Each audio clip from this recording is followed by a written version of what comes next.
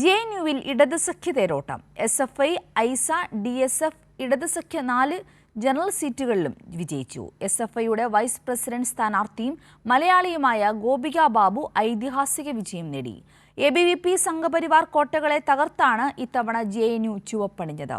അതേസമയം സഖ്യം വിട്ട് ഒറ്റയ്ക്ക് മത്സരിച്ച എഐഎസ്എഫിന് ഒരു സീറ്റും നേടാനായില്ല.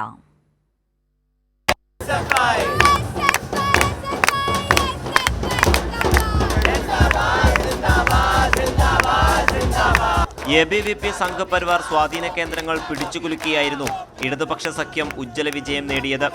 എസ്എഫ്ഐ, ഐസ, ഡിഎസ്എഫ് ഉൾപ്പെടുന്ന ഇടത് സഖ്യം 4 ജനറൽ സീറ്റുകളിലും വിജയിച്ചു. പ്രസിഡന്റായി ഐസയുടെ അതിഥി മിശ്ര 1937 വോട്ടുകൾ നേടിയാണ് വിജയിച്ചത്.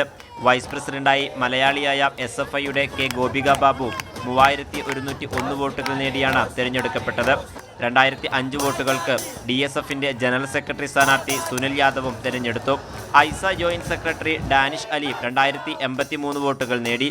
അതേസമയം സഖ്യം വിട്ട് ഒറ്റക്ക് മത്സരിച്ച എഐഎസ്എഫ് ഒറ്റ സീറ്റിലും വിജയിച്ചില്ല.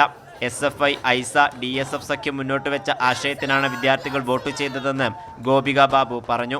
നമ്മൾ ആക്ടിവിസം ചെയ്തു, അത് സ്റ്റുഡൻസ് റെക്കഗ്നൈസ് ചെയ്തു, അതിന് സ്റ്റുഡൻസ് തന്നൊരു മാൻഡേറ്റ് തന്നെയായിട്ടാണ് കാണുന്നത്. എബിവിപിയുടെ മിക്ക സ്വാധീന കേന്ദ്രങ്ങളിലും ഇടതു സഖ്യം ഭൂരിപക്ഷം നേടി.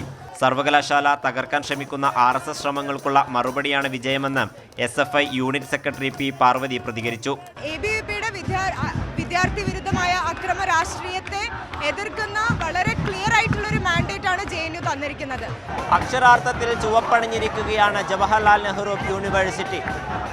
8 വർഷത്തിനു ശേഷം മലയാളി വിദ്യാർത്ഥി വൈസ് പ്രസിഡന്റ് സ്ഥാനത്തേക്ക് എത്തുന്നു എന്ന പ്രത്യേകതയും ഇത്തവണയുണ്ട്. ഗോപി കടവല്ലൂരിനൊപ്പം അബ്ദുൾ റഷീദ്, കൈരളി ന്യൂസ്.